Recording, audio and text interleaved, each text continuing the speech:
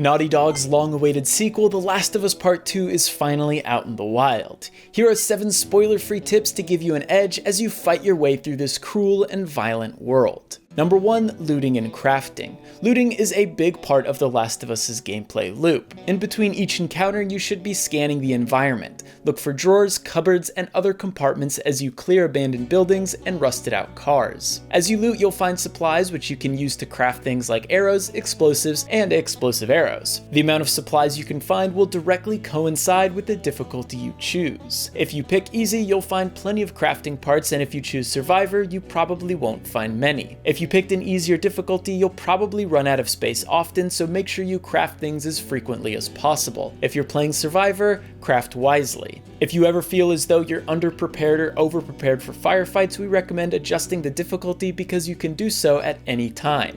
Number 2. Difficulty and accessibility. Speaking of difficulty, The Last of Us Part 2 has a ton of difficulty and accessibility options for you to tweak and manipulate to your heart's content. You can adjust the enemy AI, the amount of resources you can find, the damage the player takes, and how capable your allies are. You can even go into the accessibility options and further tweak the gameplay to suit your playstyle. Number 3. Collectibles. Naughty Dog loves collectibles, and The Last of Us Part 2 is no different. Collectibles come in many forms, including artifacts, trading cards, and journal entries. Artifacts mostly consist of notes that add flavor to the area you are exploring, trading cards are cards that Ellie is into, and journal entries are things in the environment that Ellie will sketch if you interact with it. Most collectibles can only be found in non-combat areas. However, there are a few exceptions. The most notable one is hidden under a bed in the Hillcrest section, so keep your eyes peeled. If you're a completionist, we recommend turning on high contrast mode and enhanced listen mode in the accessibility menu. High contrast mode will highlight things in your environment you can interact with by swiping the touchpad, and enhanced listening mode will ping nearby items. Number 4. Safes. As you explore the world, you'll also come across locked combination safes. These safes contain training manuals which unlock new skills, new weapons, and of course extra ammo and supplies. If you find a safe, it's in your best interest to crack it. To do that, you'll need to find the combination somewhere in the environment.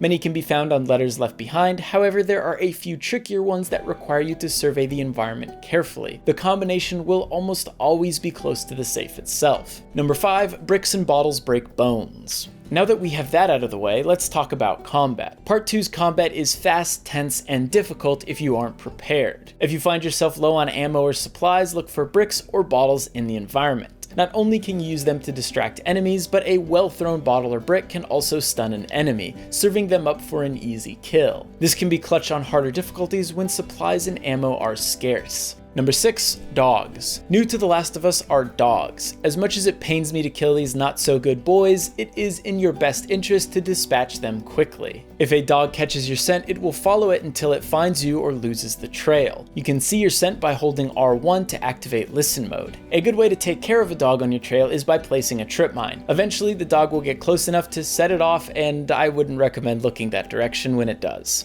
If you'd rather deal with them non-lethally, a well-thrown brick or bottle can also throw them off your scent. Number 7. Run.